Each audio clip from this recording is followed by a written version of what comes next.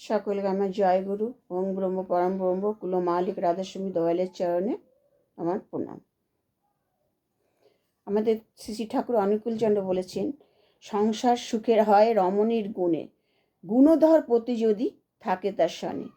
সংসার সুখের হবে উভয়ের জন্য, স্বামী স্ত্রী দুজনের উভয়ের আচার ব্যবহার, সব কিছুর উপর নির্ভর করবে একটা পরিবার।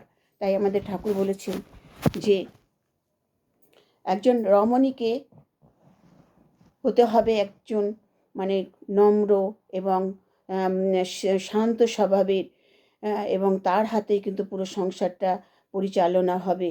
তাই ঘরের লক্ষ্মী যে তাকেই সংসারটাকে গুছিয়ে গাছিয়ে পরিপাটি করে তুলতে হবে, যেন মানুষ বাড়িতে ঘরে ঢুকে একটা মুগ্ধ হয়, বুদ্ধ হয়, শান্তি পায়। এটা আমাদের ঠাকুরের কথা। আর তার সঙ্গে থাকবে ঘরের পতিদেবের সাহায্য সহযোগিতা, এবং উভয়কে সম্মান করা, উভয়কে উভয়ের কথা বোঝা, একে অপরকে বুঝতে হবে, জানতে হবে, তবে একটা পরিবার গড়ে উঠবে। একজনের দ্বারা কখনো একটা পরিবার সুখের হয় না। তাই আমাদের ঠাকুর বলেছেন, আগে সুন্দর করে একটা পরিবার গঠন করো। সুন্দর বাড়ির পরিবেশ যদি সুন্দর হয়, বাড়ির পরিবারটাকে একটা মন্দিরের মতন গড়ে তুলতে হবে, সকলকে নিয়ে শ্বশুর শাশুড়ি, ছেলে মেয়ে, স্বামী স্ত্রী, সকলকে নিয়ে একটা সুন্দর পরিবার গড়ে তুলতে হবে। আর সবার আগে জায়গা হবে বাবা মায়ের, পিতামাতার আশীর্বাদ না হলে কখনো বড় হওয়া যায় না, বড় হওয়া যায় না, কখনো না। তাই আমাদের ঠাকুর সব থেকে আগে বলেছেন মায়েদের এগিয়ে আসতে। মায়েরা যদি সদাচারী হয়, মায়েরা যদি ঘরের লক্ষ্মী বলেছেন, ঘরের দুর্গা মা, একজন মায়ের হাতে সব। আর মাকে, সেই মাটিকে উপযুক্ত সম্মান দিতে হবে। আমি ঘরের মাকে যেমন সম্মান করব, ঘরের বউকে সম্মান। যে ঘরের স্ত্রীর অমর্যাদা হয়, সেই ঘরে কখনো লক্ষ্মী বিরাজ করে না, বা ঠাকুর সেখানে বিরাজ করে না। তাই সবসময় ঘরের যে স্ত্রী বা তাকে সমস্ত সময় তাকে সম্মান করতে হয়। যেখানে ঘরের স্ত্রীর অমর্যাদা হয়, সেখানে অত্যাচারিত হয়, সেখানে লক্ষ্মীও বিরাজ করে না। কালে কালে সেটা ধ্বংসের পথে, সে পরিবার ধ্বংসের পথে চলে যায়। তাই একজন মাকে ধৈর্য ধরে সহ্য করে, বুদ্ধি দিয়ে, ভালোবাসা দিয়ে, স্নেহ দিয়ে, প্রেম প্রীতি ভালোবাসা দিয়ে একটা সংসার গড়ে তুলতে হবে। এবং সেটাকে যাতে সারা জীবনের মতন সেখানে তার সেই আশ্রয়স্থল, তাকে নিজেকে তৈরি করতে হবে। তাই ঠাকুর বলেছেন যে প্রত্যেকটা পরিবারে মায়ের হাতে শিশু সন্তানের প্রথম শিক্ষা হয়। দেখবেন একটা মাই কিন্তু প্রথম অ আ ক খ দিয়ে একটা শিশুর ভিত তৈরি করে।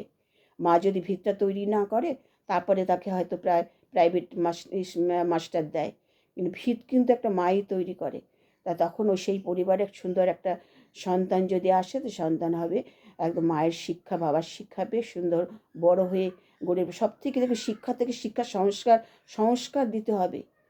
সংস্কার, প্রতিটা ক্ষেত্রে সংস্কার দিতে, ছোট্টবেলা থেকে সে, তার একটা শিশুর মধ্যে কিন্তু ঈশ্বর বিরাজ করে। তাকে যেভাবে পরিচালনা করে সেইভাবে কিন্তু সে বড় হয়ে। তাই অতি স্নেহ না দিয়ে, অতিরিক্ত আবদার না মিটিয়ে তাদের কষ্টের কথা বুঝতে দিন, তাদের টাকার মূল্যবোধ শেখান, জিনিসপত্রের মূল্যবোধ শেখান। এইভাবে তাদের বড় করে তুলুন। কারণ বড় হলে কে কোন পরিবেশে থাকতে হবে, কোথায় কোন পরিবেশে তাকে, এই প্রত্যেকটা পরিবেশে যাতে সে মানিয়ে নিতে পারে। ভাগ্য কেউ তৈরি করে না, ভাগ্য নিজে তৈরি করে নিতে হয়। তার ভাগ্যে কী আছে আপনিও জানেন না। তাই ছোট্টবেলা থেকেই আপনাদের হাতে একটা শিশুর ভিত তৈরি হবে। এইভাবে যদি প্রতিটা পরিবার এগিয়ে আসে, আর পরিবারকে সঠিক পথে নিতে হলে কর্তা ব্যক্তি যে, তাকে আগে তৈরি হতে হবে, তাকে ধার্মিক হতে হবে, ধর্মপ্রাণ হতে হবে, ঈশ্বর কেন্দ্রিক হতে হবে, ধর্মপথে চলতে হবে। দেখবে ধর্মপথে না চললে কখনো সে ব্যক্তি সঠিক পথে চলবে না। এটা প্রতিটা মায়ের বোঝা উচিত যে ঘরের স্বামীকে সবসময় ধর্মপথে এগিয়ে দিতে হয়।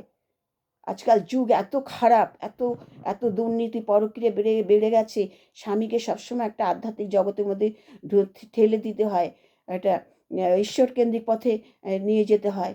তখন কি হয়, সে আর কখনো দিকভ্রষ্ট হতে পারে না, বিপদগামী হয় না। এটা প্রতিটা মাকে বুঝতে হবে। আর প্রতিটা মাকে নিজের নিজের হিংসা অহংকার নিজের নিয়ে বাদ দিয়ে সেই সংসারকে সুন্দরভাবে গড়ে তুলতে হবে, চেষ্টা করতে হবে। তাদের স্বামী স্ত্রীর মত অনুযায়ী স্বামীর কোনটা পছন্দ করে না করে সেটা দেখতে হবে, স্ত্রীকে দেখতে হবে আমার স্বামী কোনটা পছন্দ করে বা না করে, আবার স্বামীকে দেখতে হবে আমার আমার স্ত্রী কোনটা পছন্দ করে বা না করে। এইভাবে যদি উভয় চলে না, তাহলে সেই সংসারে কখনো ঝগড়া অশান্তি বিদ্বেষ আসে না। আর সবসময় জানবেন ঈশ্বরকে নিয়ে চলতে হবে, ঈশ্বরকেন্দ্রিক। একটা শিশুকে ছোট্টবেলা থেকে ঈশ্বরকেন্দ্রিক করে গড়ে তুলতে হবে। ভগবান আছে, ঈশ্বর আছে, এইভাবে তাদেরকে গড়ে তুলতে হবে। তাই একটা সবসময় জানবেন, এটা পরিবারই একটা আদর্শ সন্তান গড়ে তোলে, একটা পরিবার। তাই আগে পরিবার সুন্দর করে গড়ে তুলতে হবে, তাহলে দেখবেন সেখানে একটা সুন্দর ছেলে মেয়েগুলোও সুন্দর শিক্ষা পেয়ে সংস্কার পেয়ে বড় হচ্ছে। তা প্রতিটা পরিবার যদি এগিয়ে আসে, তাহলে সমাজ তখন তো ভালো হবে, পরিবেশ ভালো হতে বাধ্য। তাই প্রতিটা মাকে এগিয়ে আসতে হবে, মাকেও ধর্মপ্রাণ হতে হবে, ধার্মিক হতে ইষ্টকেন্দ্রিক হতে হবে। হ্যাঁ, সেটাকে দেখুন, মূর্তি পূজা আমরা করি, কিন্তু মূর্তি পূজা কি তোমাকে মুখে বলে দিতে পারছে সব কিছু কী করবে না? তাই জন্য এই মূর্তি পূজা আমরা করছি, ঠিক আছে, আমাদের আধ্যাত্মিক দেবতা আছে, আমাদের আধ্যাত্মিক কুলদেবতা আছে, সবই ঠিক আছে, কিন্তু একজন সৎ গুরুকে সবসময় ধরে রাখতে হয়। হ্যাঁ, যে জীবন্ত গুণ, জীবন্ত আদর্শকে, এই জীবন্ত আদর্শ কিন্তু পথ দেখাবে, পথপ্রদর্শক সে, পথ দেখিয়ে নিয়ে যাবে, ভালো উপদেশ দেবে, সৎ উপদেশ দেবে। কিন্তু কোনো আত্মীয় স্বজন বা পরিবেশের অন্য কেউ কিন্তু এই সঠিক উপদেশ দেবে না। একমাত্র একজন গুরুর কাছে গিয়ে সুখ দুঃখের কথা সমস্ত তার বিপদের কথা, তার ইসের কথা, ভিতরের হৃদয়ের কথা খুলে বলা যায়, এবং সেখানে উপযুক্ত সাহায্য পাওয়া যায়, উপযুক্ত উত্তর গুরুদেব তাকে সেইভাবে তাকে সেই সমস্যার সমাধানগুলো করে দেন। সেখানে কিন্তু একমাত্র শান্তি পাওয়া যায়। তাই আসুন, প্রত্যেকটা মায়েদের বলছি, আপনারা আসুন, এগিয়ে আসুন, আপনারা নিজের সংসারকে আগে করুন, সংসার টিকিয়ে রাখুন। দেখুন আজকাল বেশিরভাগ সংসার টিকছে না, কেন টিকছে না? প্রতিটা পরিবার টিকছে না, এত বিচ্ছেদ, এত ছাড়াছাড়ি কেন? এই যে ছাড়াছাড়ি বিচ্ছেদ, এটা কি ভালো? আর তার মাসুল দিতে হচ্ছে সন্তান থেকে। দেখুন সন্তানরা কত কষ্ট পাচ্ছে, কেউ হয়তো বাবাকে পাচ্ছে না, কেউ মাকে পাচ্ছে না। এটাকে আপনাদের ভাবতে হবে, উভয়কে, পিতা মাতা উভয়কে ভাবতে হবে একটা সংসার কিভাবে টিকিয়ে রাখা যায়। বিবাহটা কিন্তু সেই ছেলেখেলা নয়, বিবাহটাকে টিকিয়ে রাখতে হবে। হ্যাঁ, যাকে 7 জন্মের জন্য ঘরে আনা হয়েছে, সে তাকে তাকে উপযুক্ত সম্মান দিতে, উপযুক্ত চাহিদা, উপযুক্ত সব কিছু তাকে করতে হবে। এবার স্ত্রীও সেই থাকবে যে তার স্বামীর মত অনুযায়ী, তার মনের মতন হয়ে গড়ে ওঠা। এইভাবে আনায় কিন্তু ভবিষ্যতে কিন্তু আরও সংসার সংসার করবে না। সংসারে স্থায়ী হওয়ার জন্য উভয়কে কিন্তু সুন্দরভাবে পরিচালিত হতে হবে, নিজস্ব চলনে চললে হবে না, এখন আদর্শ চলনে চলতে হবে। বাবা মাকে নিয়ে, পিতা মাতাকে নিয়ে, সবাইকে নিয়ে একটা সুন্দর সংসার গড়ে তুলতে হবে। এটাই থাকবে ধ্যান ধারণা, আমার ছেলে মেয়ে, আমার মা বাবা, আমার সংসার।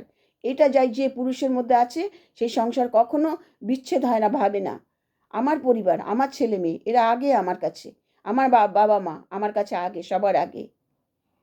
তারপরে আমি মানুষের জন্য করব না কেন? মানুষকে বাঁচাতে হবে, মানুষের পাশের গরিবদের পাশে দাঁড়ায়, এটাও একটা ধর্ম। অন্যে বাঁচায় নিজে থাকে ধর্ম বলে জানিস তাকে।